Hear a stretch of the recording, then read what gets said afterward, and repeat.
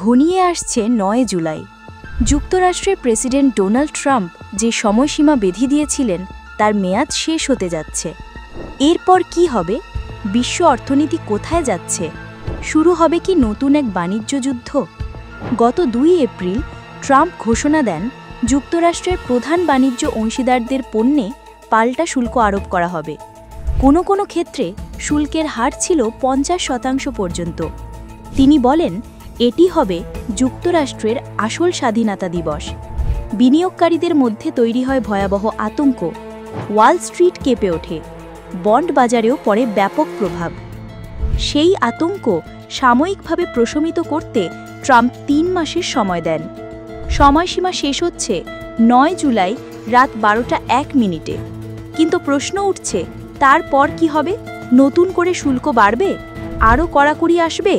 নাকি আবার আলোচনার দরজা খুলে যাবে? ট্রাম্প ইঙ্গিত দিয়েছেন, চুক্তি না করা দেশগুলোকে তিনি ব্যক্তিগতভাবে চিঠি পাঠাবেন।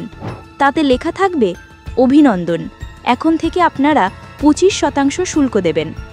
এমনকি কিছু দেশে শুল্ক হতে পারে ৭০% পর্যন্ত। তবে আশার কথা, সব নতুন হার কার্যকর হবে ১ অগাস্ট থেকে। মানে এখনও আলোচনা সম্ভব, কিন্তু সমস্যা হলো চুক্তি করলেও শুল্ক কমছে না। উদাহরণ, ভিয়েতনাম, চুক্তি হয়েছে কিন্তু শুল্ক ২০%। বিশ্লেষকরা বলছেন, এটি ট্রাম্পের কৌশল। উদ্দেশ্য একটাই, দেশে শিল্প ফেরানো, রাজস্ব বাড়ানো এবং ২০২৬ সালের মধ্যবর্তী নির্বাচনের আগে রাজনৈতিক পয়েন্ট তোলা। কিন্তু এই কৌশলে বিশ্ব অর্থনীতিতে সৃষ্টি হতে পারে ভয়াবহ অস্থিরতা। মূল্যস্ফীতি বেড়ে যেতে পারে, মন্দা দেখা দিতে পারে, আর আমেরিকান ভোক্তারা চাপের মুখে পড়তে পারেন।